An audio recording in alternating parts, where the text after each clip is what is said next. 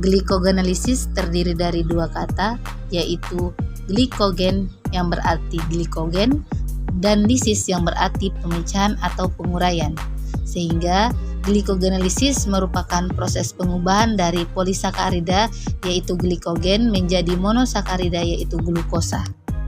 Glikogenolisis terjadi jika asupan makanan tidak cukup memenuhi energi yang dibutuhkan tubuh, sehingga untuk mendapatkan energi tubuh mengambil alternatif lain, yaitu dengan menggunakan simpanan glikogen yang terdapat dalam hati atau otot.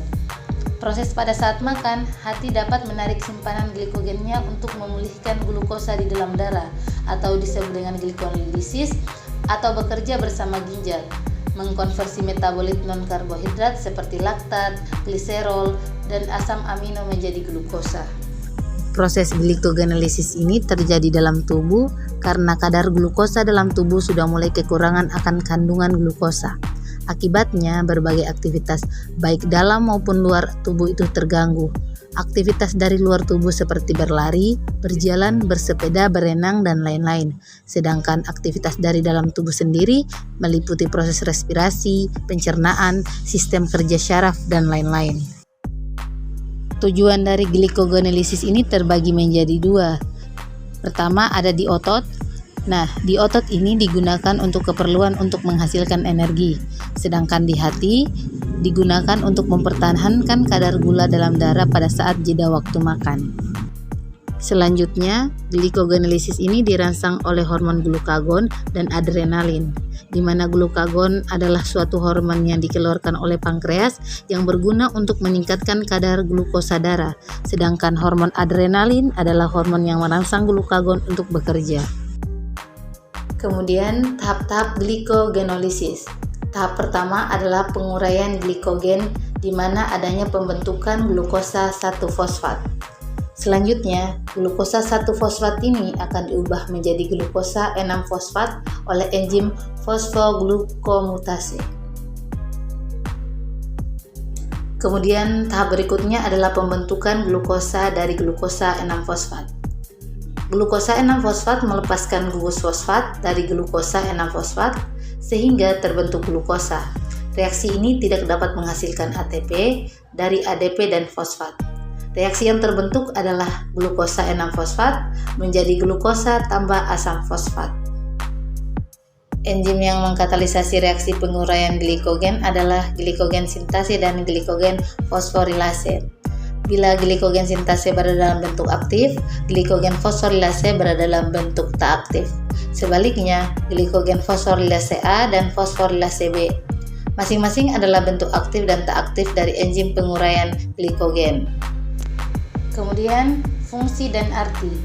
Sel-sel hati dan jaringan otot mengalami glikogenolisis sebagai respon terhadap impuls neurologis dan hormonal. Glikogenolisis khususnya sangat penting untuk mengendalikan kadar gula glukosa darah dan respon melawan atau lari. Pemecahan glukosa dalam sel otot atau miosit berfungsi sebagai sumber instan glukosa 6-fosfat untuk proses glikolisis yang menghasilkan energi untuk kontraksi otot. Perbedaan penggunaan glikogen antar organ. Glukosa yang diubah menjadi glikogen memang berada di hati, namun tidak berlangsung lama, karena glukosa akan didistribusikan kepada jaringan yang membutuhkan. Di dalam hati, glukosa digunakan sebagai cadangan yang akan digunakan ketika kadar gula darah mulai rendah. Dalam otot rangka, glikogen merupakan cadangan energi yang dapat digunakan selama olahraga. Penyimpanan glikogen pada otot bertujuan untuk penggunaan internal, sumber kekuatan dalam kontraksi otot selama aktivitas berat. Kapan sih orang terjadinya glikogenolisis? Terjadinya glikogenolisis itu terjadi ketika orang berpuasa dan orang berolahraga. Ketika orang berpuasa dan orang berolahraga itu kadar gula darahnya akan menurun, sehingga merangsang hati untuk memecah glikogen yang disebut dengan proses glikogenolisis. Kelainan metabolisme dan hubungan dengan penyakit tertentu. Pertama ada hipoglikemia atau kadar gula darah rendah. adalah suatu keadaan di mana kadar gula darah rendah hingga di bawah 60 mg per dl. Dalam keadaan normal, tubuh mempertahankan kadar gula darah antara 70 sampai 110 mg per dl. Kedua, ada proses glikogenolisis yang terjadi secara terus-menerus akan dapat menyebabkan kerusakan pada liver. Kerusakan pada fungsi liver ini akan menyebabkan penyakit yang sebagian besar tidak dapat diobati dan berakhir dengan kematian. Kemudian, pencegahan dan pengobatan.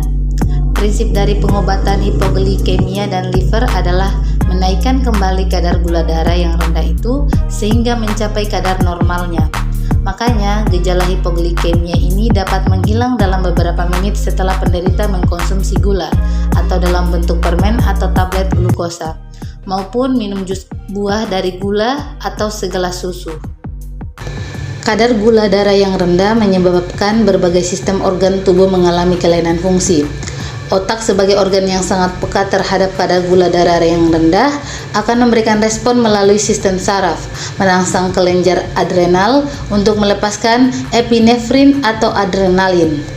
Hal ini akan selanjutnya merangsang hati untuk melepaskan gula darah kadarnya dalam darah tetap terjaga. Dan parahnya, jika kadar gula darah turun, maka akan terjadi gangguan fungsi otak. Kemudian, pencegahan dan pengobatan. Prinsip dari pengobatan hipoglikemia dan liver adalah menaikkan kembali kadar gula darah yang rendah itu sehingga mencapai kadar normalnya. Makanya, gejala hipoglikemia ini dapat menghilang dalam beberapa menit setelah penderita mengkonsumsi gula, atau dalam bentuk permen atau tablet glukosa, maupun minum jus buah dari gula atau segelas susu.